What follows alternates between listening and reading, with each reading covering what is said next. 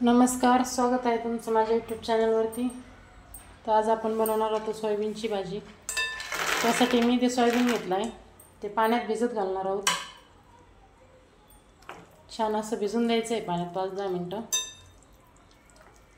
आणि लवकर भिजायचं असेल तर तुम्ही गरम पाण्यात थोडंसं कोमट पाण्यात जरी घातलं भिजत तरी चालेल। तर आता हे सोयाबीन भिजेपर्यंत आपण बाकीची तयारी करून घेऊया भाजीची। त्यासाठी इथे मी 2 ते 3 कांदे घेतले, ते छान असे कट करून घ्यायचे अर्धे।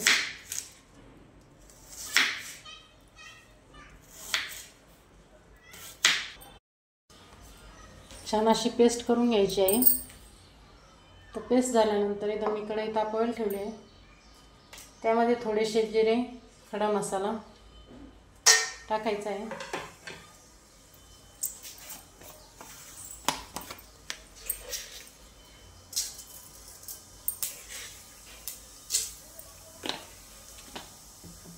त्यामध्ये कांद्याची पेस्ट घालून घेणार आहोत।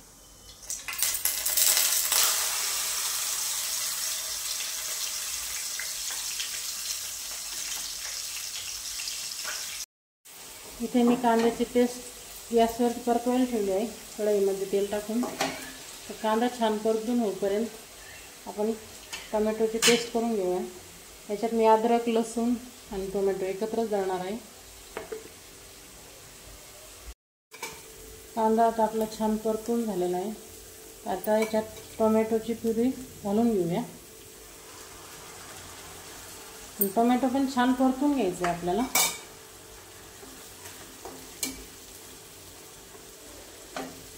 त्याचा आंबटपणा जाऊपर्यंत असं छान असं परतून घ्यायचं आहे। कमी गॅसवरच परतून घ्यायचं आहे। आता छान आहे असं परतून झालेलं आहे। तर यामध्ये आता मसाले घालून घेऊया। ते मी इथे अर्धा चम्मच लाल तिखट घातलं आहे, थोडासा गरम मसाला घालायचा आहे, थोडी काश्मीरी लाल मिरची घालायची, धना पावडर, थोडीशी हळद। आता हे छान असं मिक्स करून घेऊया। आता मसाले असे छान परतून झाले, याच्यामध्ये आता सोयाबीन घालून घेऊया। मी सोयाबीन जे भिजत घातले होते पाण्यामध्ये ते छान असे पिळून घेतले आणि त्याच्यानंतरच घ्यायचे आहे आपल्याला। तर छान आहे असं परतून घेऊ।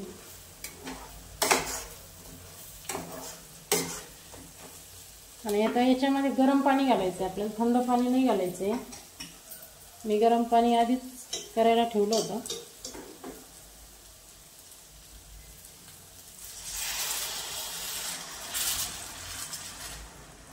जास्त पातळ तुम्हाला करायची नसेल तर थोडंच पाणी घाला।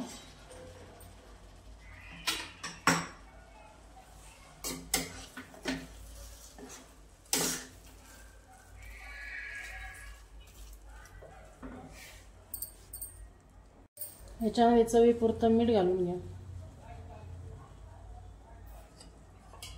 छान असं मिक्स करून घ्यायचं।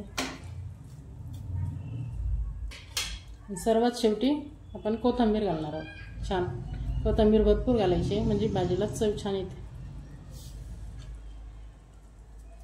मग ते 5 ते 10 मिनिटं शिजून द्यायची आपल्याला भाजी। जास्त वेळ शिजवायची काही गरज नाही आहे, एक 5-10 मिनिटच तुम्ही ठेवू शकता।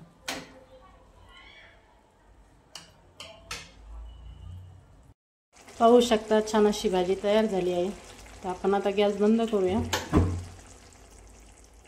छान अशी रेसिपी आपली बनवून तयार आहे, पाहू शकता। तुम्ही जिरा राईस सोबत खाऊ शकता, एकदम छान लागते। रेसिपी आवडल्यास नक्की कमेंटमध्ये सांगा आणि चॅनलला लाईक करा, कमेंट करा, शेअर करा आणि सबस्क्राईब करायला विसरू नका। धन्यवाद।